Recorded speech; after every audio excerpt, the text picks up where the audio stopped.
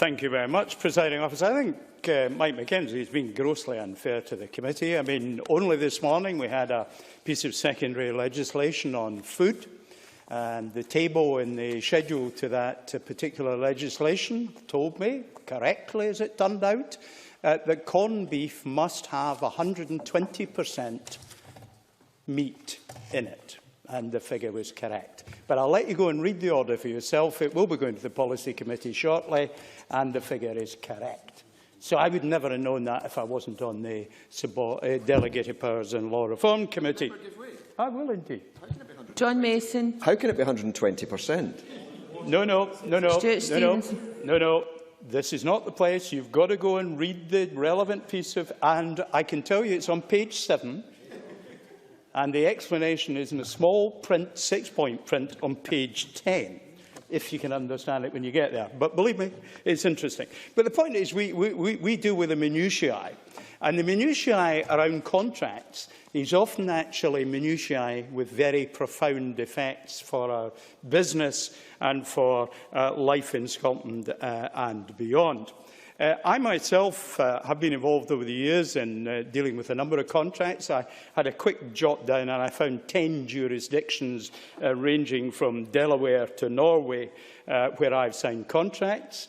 I have only been in San Francisco once in my life, and that was simply for the reason to sign a contract. I was in the United States for a grand total of 14 hours, and I slept for 10 of them. Because it was overnight. A friend of mine got up in the morning, got the plane down to Heathrow, got on Concorde, met somebody airside at Kennedy Airport, signed a contract, got back on the same Concorde, flew back to Heathrow, got the plane back to Edinburgh, and was actually home an hour earlier than usual. But what a waste of time and effort to go all that way to sign a contract. So this modest little bill will have profound and useful effects. Now, Jenny Mara said Estonia. Of course, I'm surprised she didn't name-check Skype, which comes from Estonia and was written by software engineers there, a country with some considerable things to offer in the electronic world. Electronic signatures and electronic repositories are going to be something which this will move us a little bit towards. The Law Society is producing its electronic card that will be out to everybody in about a year. But it remains the case that that card, of course, is shared among people in a firm. So there isn't individual certainty about who may have used a card to sign something electronically in that context. So while this bill takes it forward, has emphasis on electronic signatures, it doesn't take it all the way. Now, electronic signatures, yes, I will. Mike Mackenzie. I thank the member for taking an intervention. Does he agree with me that the Scottish Government is due praise for implementing across the Highlands and Islands the backbone for a fibre optic broadband system that will facilitate and allow this kind of technological improvement in our law to take place? But does he also agree with me that more work is required to be done on the part of the UK Government in rolling out 2G, 3G and 4G across the Highlands and Islands and also the rural parts of Scotland?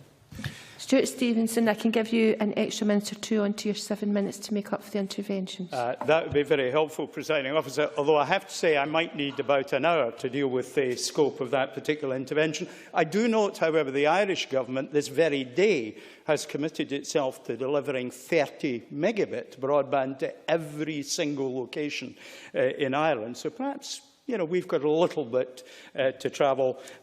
2G, 3G, 4G. I'd welcome any G at home. I currently have none. So, yes, it's very important. However, to return to the subject of the bill, which I'm sure, Presiding Officer, you would wish me to do, and to look at electronic signatures. The electronic signature is, of course, useful in a whole variety of different ways, in that it enables you to sign something, and if any change, even a missing dot, comma, a single letter is changed, the signature becomes invalid in relation to the whole document. So it's the kind of technological approach that will give us certainty in future.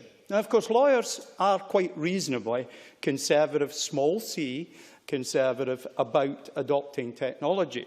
It is very straightforward to describe the public key cryptography now with the appellation of Rivest, Shamir and Edelman, 3 American mathematicians who developed the system that we generally use today. But in fact, it was done by GCHQ some years earlier, but kept secret. It is a system of cryptography that you can describe in a single page, but it takes a lifetime of study to understand that single page. It involves the multiplication of 2 very large prime numbers together and then a matrix transformation so that you can have one key for locking, for signing, and a different secret key for unlocking. So you don't have to share keys with anyone. And that is the essence of a secure system. The system is not new. Mary Queen of Scots used a system of that kind. With a little casket, she corresponded with her lovers. She had a key that she locked the lock, having put a message in it, sent the casket to her lover, who locked another lock with his own private key, sent it back to her. She unlocked her lock, sent it back to him, he unlocked the lock, and at last he could access the key. So the key was never shared with anyone, and that's exactly how electronic signatures work today, except instead of the physical keys that are kept secret by the owners, we use electronic keys. And of course, prime numbers, as a mathematician, are really particularly interesting things, and they actually come up time and time again, and some of this technology has been described in The Simpsons, because The Simpsons, most of the team who write The Simpsons are actually mathematicians, which may surprise you.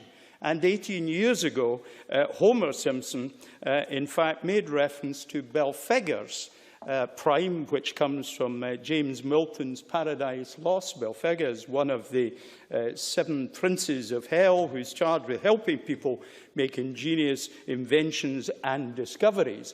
And Belphegor's prime number, and the reason it's attributed to him, is 31 digits long. I'll not give you them all. It's 1 followed by 13 zeros, followed by 666, which is why it's Belphegor, followed by 13 zeros, followed by 1. And of course, it's also symmetric, same, you read it either way around. So prime numbers are exciting and interesting, as well as being useful for electronic signatures. But I think for Scotland, there is an opportunity beyond what we're doing today. An opportunity perhaps to encourage registrars of Scotland to develop a secure repository based on this kind of technology that means you actually hold contracts there during the development and people access it in a secure way to sign, to annotate, to amend. That gives us security against the failure of companies so that contracts don't get lost over the years to come. It gives us security of control and access. Everybody's working off the same document. And it could, in future, give us significant commercial advantage. You're in your final minute, Scots Mr. law Stevenson. has been around for a very long time indeed. It stood the test of time. The Scots Law Commission has very usefully helped us take this forward to bring us up to the mark that some other jurisdictions have. But I think the debates and discussions and the information we've had from witnesses in the committee show us that there is more that we can do. And I do hope that we take the opportunity to do that, that we pick up the challenge of signatures, encryption in a secure way, because in mathematical terms, and you can look this up, this is an NP problem. Nobody knows how to solve it. Nobody yet has broken this kind of key. Nobody shows any sign of doing so. Presiding Officer.